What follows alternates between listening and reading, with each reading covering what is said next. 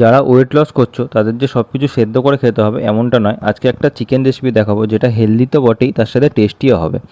প্রথমে একটা ফ্রাইং প্যানে একটু গোটা গরম মশলা, শুকনো লঙ্কা, জিরে আর মৌরি দিয়ে একটু ভাজা ভাজা করে নিয়ে তার মধ্যে দেবে গোটা রসুন, পেঁয়াজ আর টমেটো, আর দেবে আদা।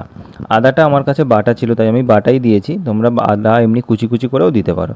এটা ভাজার দরকার নেই, জাস্ট একটু হালকা নাড়াচাড়া করবে, দিয়ে দেবে নুন, দিয়ে একটু নাড়িয়ে নিয়ে দেবে এর মধ্যে জলটা পরিমাণ মতো দেবে যাতে এটা সেদ্ধ হয়। এটা 10 মিনিট মতো সেদ্ধ হবে, ঢাকা দিয়ে সেদ্ধ করে নেবে এটা 10 মিনিট। যতক্ষণ মশলাটা সেদ্ধ হচ্ছে ততক্ষণ মাংসটা চাপিয়ে নেবে। একটু কড়াইতে সামান্য তেল আর মাংসটা দিয়ে দেবে। মাংসটা নর্মালি আদা, রসুন, একটু গরম মশলা, হলুদ দিয়ে ম্যারিনেট করেছিলাম। আর আলুটা অবশ্যই দেবে, আলু কিন্তু বাঙালির ইমোশন বলেছিলাম। আচ্ছা, এরপর এটা ঢাকা দেবে 10-15 মিনিটের জন্য। এরপর মশলাটা সেদ্ধ হয়ে গেলে ওটাকে মিক্সিতে ভালো করে গ্রাইন্ড করে নেবে, নিয়ে তারপরে দেখবে মাংস থেকে হালকা একটু জল ছাড়ছে। সেই সময়টাতে পুরো মশলাটা মাংসের মধ্যে দিয়ে ভালো করে নাড়াচাড়া করবে।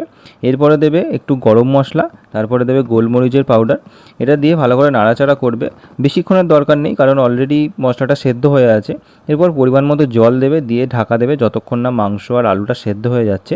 মাংস আর আলু সেদ্ধ হয়ে এলে কাসুরি মেথি দেবে আর ধনেপাতা দেবে, দিলেই কিন্তু রেডি হয়ে যাবে হেলদি টেস্টি চিকেন রেসিপি।